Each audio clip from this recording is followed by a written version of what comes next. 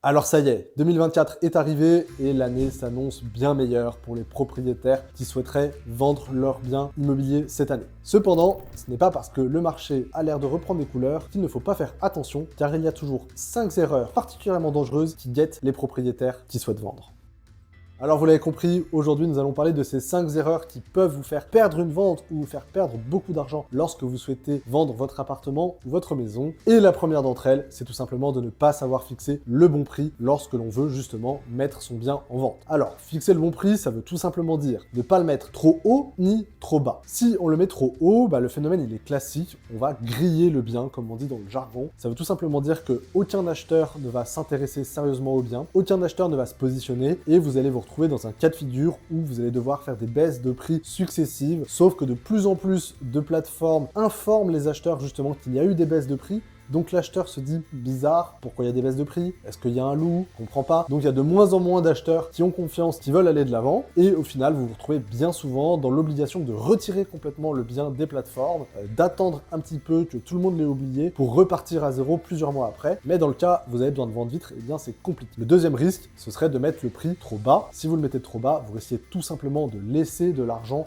sur la table. Alors comment on fait pour faire une bonne estimation? Eh bien le mieux c'est évidemment de faire appel à un courtier professionnel et expérimenté qui a une palette d'outils et de logiciels pour vous aider à proposer un bon prix. Mais si jamais, sachez qu'il y a une méthode qui existe, qui est la méthode hédoniste, également appelée statistique, qui est la méthode utilisée par les banques d'ailleurs pour valoriser un bien. Et cette méthode, elle regarde un peu ce qui s'est passé dans le passé pour vous aider à proposer un prix pour la maison ou l'appartement aujourd'hui. Cette méthode, elle suffit pas forcément, mais sachez que c'est une piste pour vous aider. La deuxième erreur, ce serait de sous-estimer la mise en valeur et le staging de votre bien. Alors, quand on parle de mise en valeur, on parle évidemment pas de faire 3 photos avec son iPhone et de poster ça sur Anibis. En réalité, c'est de plus en plus compliqué car les standards des acheteurs sont toujours plus hauts, leurs exigences toujours plus hautes et les plateformes immobilières créent de plus en plus de concurrence entre tous les biens à vendre. Ce qui veut donc dire que s'il y a de la concurrence, vous devez vous démarquer. Vous devez montrer aux futurs acheteurs que votre bien a du potentiel. Et pour cela, il faut faire une belle mise en valeur. Alors, on en a déjà parlé plusieurs fois sur cette chaîne, mais grosso modo, ça va être des photos HD nombreuses, une visite virtuelle 3D, des plans détaillés avec des mesures, pourquoi pas une vidéo, des plans de drone, des informations bien complètes. Et faire une belle mise en valeur, ça permet de générer un coup de cœur virtuel chez l'acheteur qui aura envie de le valider en venant en visite chez vous. Et c'est là où la partie staging prend tout son sens. Le staging, pour faire très simple, c'est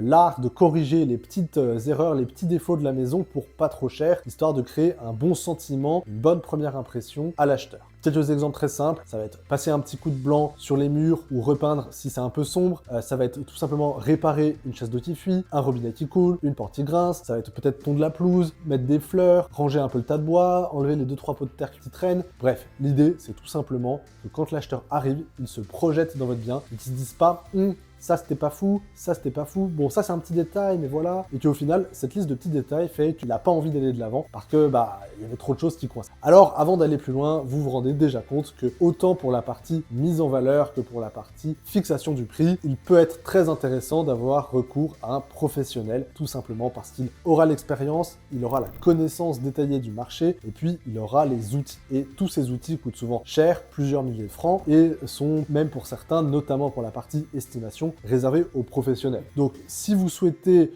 vraiment maximiser vos chances de vendre sereinement, on recommande toujours de passer par un courtier. Évidemment, vous pouvez tout à fait vendre aussi seul à côté, ça reste possible, mais je dirais que c'est pas forcément optimal pour beaucoup de situations. La troisième erreur, c'est de ne pas toucher tous les acheteurs potentiels. Alors, pour bien comprendre, historiquement, chaque petite agence avait son fichier Excel magique avec ses acheteurs qu'il connaissait, qu'il gardait bien jalousement. Aujourd'hui, c'est quand même très différent parce que tous ces acheteurs sont présents sur Internet, ils se baladent de portail en portail, de site en site, ils ont des alertes un peu partout et ils ne sont plus vraiment captifs d'une agence. Néanmoins, il peut y encore avoir un effet, c'est que si il y a une agence qui a vendu un bien semblable au vôtre, très proche du vôtre, il n'y a pas longtemps, il est probable que cette agence ait encore un petit fichier de 2 ou 3 acheteurs qui se sont positionnés, qui avaient visité l'autre bien et qui du coup ils peuvent facilement les contacter, leur passer un petit coup de fil. Mais ça reste marginal. En réalité, ce qui se passe, c'est qu'on observe plutôt deux grandes familles d'acheteurs. Les acheteurs actifs, donc en fait on a déjà parlé, c'est-à-dire tous ceux qui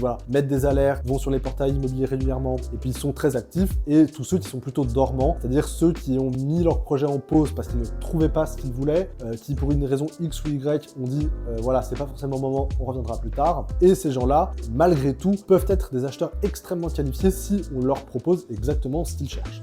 Et pour les toucher, ces acheteurs, il faut faire appel à vraiment un petit peu de campagne de publicité, vraiment du marketing pur et dur, où on va aller leur proposer de manière très ciblée le bien dans leur quotidien, sur leur profil LinkedIn, sur leur Instagram, sur leur page Facebook, pourquoi pas dans leurs journaux, dans leur boîte mail, etc.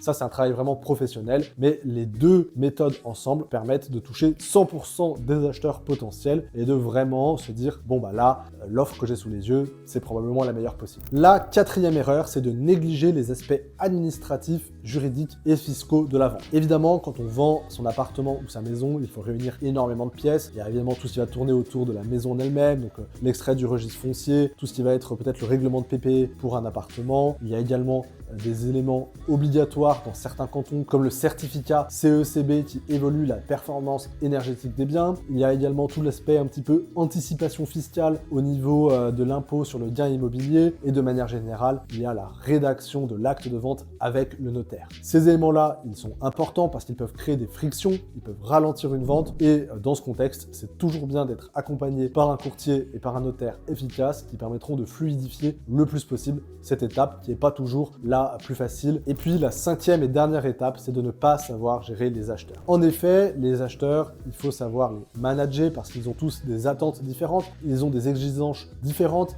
il faut savoir répondre à leurs questions, il faut également savoir les aider à se projeter, par exemple en anticipant de potentiels travaux, en faisant réaliser des devis pour pouvoir tout de suite les aider à chiffrer des montants de rénovation. Il faut savoir également gérer la partie négociation lorsqu'il y a une offre. Il faut vérifier les capacités financières avant de les emmener en visite pour éloigner les curieux et les touristes. Il faut savoir évidemment être proactif pour bien les relancer lorsqu'ils visitent une offre, demandent des dossiers, etc.